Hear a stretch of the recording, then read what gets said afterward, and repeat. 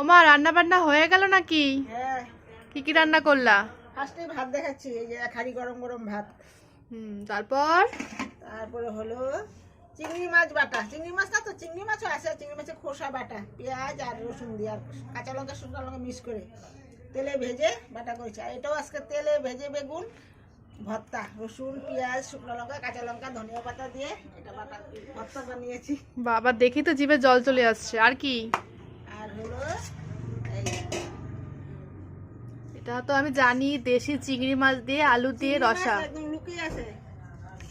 এই যে চিংড়ি মাছ দিয়ে আলু দিয়ে আজকে রসা করেছি। এটা তো একদম দেশি চিংড়ি, তাই না? একদম ছোট ছোট লোকাল।